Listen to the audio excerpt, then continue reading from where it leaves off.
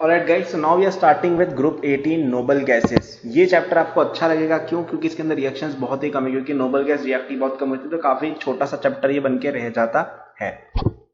Alright, तो इसमें 6 elements होते हैं। कौन कौन से? Helium, neon, argon, krypton, xenon और रेडॉन। ठीक है, तो ये इसमें 6 एलिमेंट्स होते हैं। ये सब के सब अनरिएक्टिव होते हैं, गैसेज होती हैं, बहुत ही कम कंपाउंड्स बनाते हैं, इसलिए इनको नोबल गैस कहा जाता है। ये कोई मॉलिक्यूल भी यूजुअली नहीं बनाते हैं, तो एच ई के फॉर्म में ही मिलेगा, सिंगल मॉलिक्यूल रहता है। ठीक है ना। कोई कोई रेडियो एक्टिव होती है, जैसे फॉर एग्जांपल रेडॉन जो है वो आपका रेडियो एक्टिविटी शो करती है। उसका ये वाला जो आइसोटोप है वो अल्फा पार्टिकल रिलीज हो जाता है यहाँ पे एक। ठीक है ना। इनमें सबसे ज्यादा एलिमेंट जो मिलता है ना हवा में, वो आर्गन है। ठीक है, उसके बाद नियॉन, फिर क्रिप्टॉन, फिर हीलियम, फिर जीनॉन। ये आप याद रख सकते हो, वैसे कोई जरूरत नहीं है। इलेक्ट्रॉनिक कॉन्फ़िगरेशन इनकी 1s2 types, sorry ns2 np6 होती है, और He के अंदर 1s2 होती है, एक एक्सेप्शन है बस। ठीक है ना। आयनाइजेशन एंथैल्पी बहुत ज्यादा हाई होती है, एटॉमिक रेडियस इनका इंक्रीज होता है नीचे जाते जाते, और इलेक्ट्रॉन गेन एंथैल्पी जो होती है सबकी पॉजिटिव होती है। सारा अपने पीरियड टेबल में पढ़ा हुआ है। ठीक है। मोनो एटॉमिक होती है, कलरलेस होती है, टेस्टलेस होती है, स्पैरिंगली सॉल्युबल होती है वाटर के अंदर, very low melting and boiling point, because क्योंकि है ही वो गैस ही है रूम पे, जैसे अगर बात करें तो। ठीक है, तो ये इनकी बेसिक कुछ फिजिकल प्रॉपर्टीज थी, मैंने आपको नरेट करके बता दी। बाकी आप जाके एनसीईआरटी वगैरह के अंदर जाके पढ़ सकते हो, आपको ये टेबल मिल जाएगी जिसमें सब कुछ आपको बॉइलिंग पॉइंट, मेल्टिंग पॉइंट सब कुछ मिल जाएगा। हालांकि उसको याद मत कर देना बैठ के। अपन यहाँ नेक्स्ट बात करते हैं केमिकल प्रॉपर्टीज की। ठीक है, केमिकल प्रॉपर्टीज की अगर अपन बात करें, केमिकल प्रॉपर्टीज क्या क्या होती हैं? ठीक है, सबसे पहली ये होती है कि कोई रिएक्शन ज्यादा ही देती नहीं है। ठीक है ना। और इनकी इलेक्ट्रॉन गेन एंथैल्पी भी पॉजिटिव होती है। ठीक है ना। तो बहुत ही रेयरली किसी तरह का होता है। तो एक दो साइंटिस्ट लोगों ने इसमें कुछ करके देखा, इन्होंने कुछ तो कंपाउंड्स वगैरह बनाने की कोशिश की। ठीक है ना। तो यहाँ पे अपन सबसे पहले बात करेंगे कंपाउंड्स ऑफ जीनॉन की। ठीक है, जीनॉन के कुछ कंपाउंड्स देखने मिल जाते हैं, उनकी अपन बात करेंगे। तो सबसे पहले होता है जीनॉन फ्लोराइड। तो उसमें प्रिपरेशन कैसी होती है? Xc में F2 मिला देते हैं, 2:1 मिक्सचर लेते हैं। ठीक है, और यहाँ पे 400 डिग्री सेल्सियस 1 एटमॉस्फेयर प्रेशर लेते हैं, तो XcF2 बनता है। ठीक है, 1:5 का मिक्सचर लेते हैं, 600 डिग्री सेल्सियस 7 एटमॉस्फेरिक प्रेशर पे XcF4 बनता है। और 1:20 का मिक्सचर अगर अपन लेते हैं ना, और 300 डिग्री सेल्सियस और 70 ATM वगैरह डालते हैं, तो और ज्यादा हाई प्रेशर, तो XcF6 बनता है। सॉरी, यहाँ पे XcF4 आएगा, माफ करना, यहाँ पे XcF4, यहाँ पे XcF6 आएगा। ठीक है ना। तो ये इसके कुछ रिएक्शंस होती हैं। अगर अपन इसकी ये प्रिपरेटरी रिएक्शंस है, ठीक है, कि आप Xc के फ्लोराइड्स कैसे बना सकते हो। इनकी अगर अपन प्रॉपर्टीज की बात करें, ठीक है, तो ये कलरलेस व्हाइट सॉलिड होते हैं, सब्लाइमेबल होते हैं रूम टेम्परेचर पे, और इनको अपन स्टोर कर सकते हैं निकल या मोनेल के कंटेनर्स के अंदर। केमिकल प्रॉपर्टीज की बात करें XcF2 की, तो बहुत सारी केमिकल प्रॉपर्टीज है, यहाँ चार्ट बना के शो करता हूँ। तो ये व्हाइट कलर का लिक्विड होता है, अगर अपन इसको मेल्ट करते हैं तो व्हाइट लिक्विड होता है ये अपॉन मेल्टिंग। ठीक है ना। इसमें अगर अपन हाइड्रोजन घुसाते हैं तो ये बन जाता है Xc प्लस HF। ठीक, इसमें अगर अपन H2O घुसाते हैं तो क्या बन जाता है? ये Xc plus HF plus O2। ठीक, इसके अंदर अगर अपन OH माइनस घुसाते हैं तो क्या बन जाता है? ये Xc plus F minus plus oxygen plus H2O। If you put SbF6, sorry SbF5 डालते हैं तो यहाँ पे ये एक कॉम्प्लेक्स बना लेता है। ठीक है ना, इस तरह का कुछ एक आयनिक कंपाउंड बन जाता है। ठीक है, SbF6 माइनस और XcF प्लस का। और इसमें अगर अपन बेंजीन वगैरह डालते हैं, ठीक है, तो ये बना देता है आपका जीनॉन, रिलीज करा देता है, प्लस C6H5F प्लस HF। ठीक, तो ये उसकी कुछ रिएक्शंस हो गई, मैंने बता दी। ये रिएक्शंस यार आप याद कर लेना, क्योंकि इस चैप्टर में ज्यादा रिएक्शंस है नहीं, इनमें से ही कोई पूछेंगे, और यही आपको याद नहीं है तो बड़ी दिक्कत वाली बात है ना। तो याद करेंगे अपन, बिल्कुल इस पर एफर्ट डालेंगे थोड़ा सा। ये तो होगी XcF2 की रिएक्शंस। अब अपन देखते हैं XcF4 की रिएक्शंस। ठीक है, XcF4 की रिएक्शन भी मैं इसे बना के दिखा देता हूँ। तो इसमें यूजुअली यही 3 कंपाउंड्स है, XcF2, XcF4, XcF6। ठीक है ना, तो याद करेंगे अपन उनको। तो यहाँ पे देखो, इसमें अपन इसको मेल्ट करते हैं, वापस से व्हाइट लिक्विड बनता है। ठीक, इसमें अगर अपन हाइड्रोजन घुसाते हैं, हाइड्रोजन के साथ रिएक्शन कराते हैं तो ये Xe+HF बनता है। अगर हम इसको रिएक्ट कराते हैं SF4 के साथ, ठीक है ना, तो ये बनाते हैं SF6+Xe, ठीक है। और इन रिएक्शंस को आप समझ भी सकते हो यार कि S जो है वो चाहेगा कि यार, मतलब आप ऐसे समझो ना कि Xe जो है वो चाहेगा कि वो नोबल स्टेट वापस बन जाए, आप ऐसा सोचा करो, ठीक है। तो ये नोबल गैस बनना चाहेगा और जो भी ये सामने वाली चीज उसमें फ्लोरीन घुसा दो, ठीक है। तो यहाँ पे फ्लोरीन को डाल रहे हैं तो SF4 के अंदर फ्लोरीन डालेंगे तो क्या बन सकता है, SF5 का नाम सुना है? नहीं। SF6 का सुना है? बिल्कुल सुना है, बना दो। ये कुछ लॉजिक बता रहा हूँ मैं सोचने के। लॉजिक तो क्या मतलब है, मतलब इन्फॉर्मेशन है, उसको याद करने का तरीका। KI लेते हैं, एक्सेस के अंदर लेते हैं अगर KI तो KF+Xe+I2 बन जाता है, ठीक है। इसमें अगर अपन H2O डालते हैं तो क्या बनता है, Xe बनता है, प्लस XeO3 बनता है, प्लस HF बनता है, प्लस O2 बनता है, और ये एक रिडॉक्स रिएक्शन है, ठीक है ना। बाकी सब में अगर आप देखोगे तो रिएक्शंस वगैरह यहाँ पे हो रही हैं इस तरह की, है ना। तो ये भी आप याद करिए, पॉज करिए, नोट्स बनाइए और सारी रिएक्शन याद कर लीजिए, ठीक है। वैसे इतना कोई डिफिकल्ट है नहीं है रिएक्शंस वगैरह कुछ के अलावा, है ना, तो याद कीजिएगा आप। फिर अगर अपन आते हैं XeF6 के ऊपर, ठीक है, तो इसकी थोड़ी ज्यादा रिएक्शंस है वैसे। XeF6 की अगर अपन बात करें, 6 इसकी चारों फ्लोरीन एटम्स हैं, तो इसमें अगर अपन H2 मिलाएंगे तो बन जाएगा Xe+HF, ठीक। इसको अगर अपन मेल्ट करेंगे तो बनेगा येलो लिक्विड,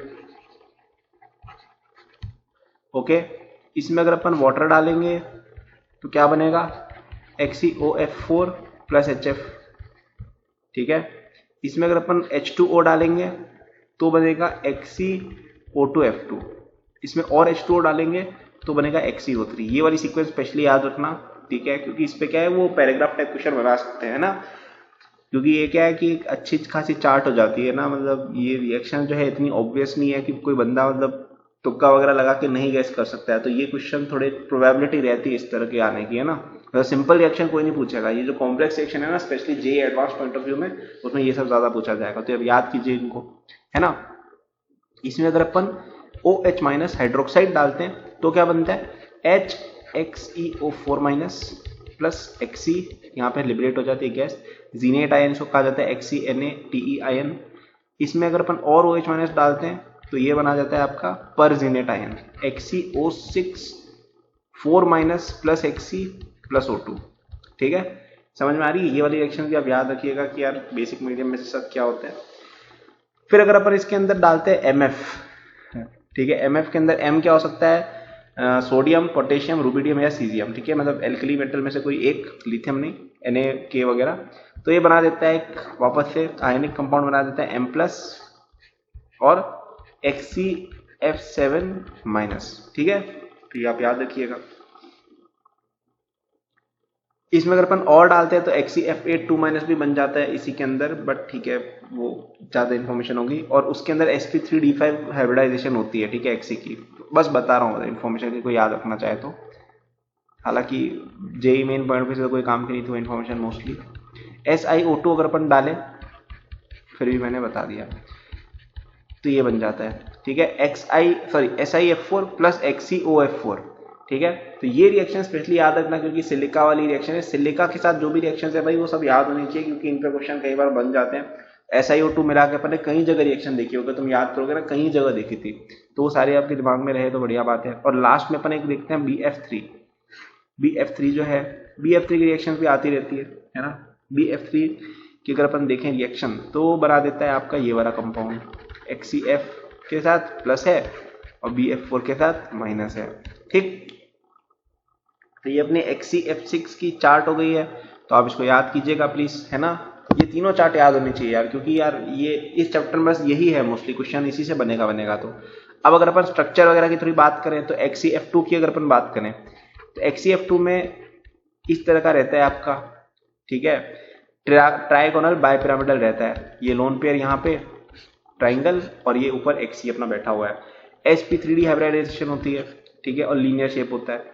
XeF2 दिख ही रहा है। XeF4 की अगर अपन बात करें, XeF4 की बात अगर क्या की जाए तो X यहाँ पे Xe बीच में रहेगा और यहाँ पे स्क्वायर प्लेनर इसकी शेप रहती है, ठीक है। और ये जो ऊपर आपके लोन पेयर है ना, वो ऐसे ऊपर नीचे आ जाते हैं, ठीक, समझ में आया आपको। तो sp3d2 इसकी हाइब्रिडाइजेशन होती है सेंट्रल आइटम की। और अगर अपन बात करें XeF6 की, तो Xe यहाँ रहता है, F यहाँ रहता है, ठीक है, रेस्पेक्ट पे करते हैं अपन इसको। ये क्या हो जाएगा आपका पेंटा, सॉरी ये स्ट्रक्चर में गलत बना दी, मैं लोन पेयर बनाना भूल गया इसका, है ना। तो ये अपन ने यहाँ तक देख लिया। अब अपन देखते हैं XeF6 की स्ट्रक्चर, जिसमें अपन को क्या बनाना है, इसका लोन पेयर भी शो करना है।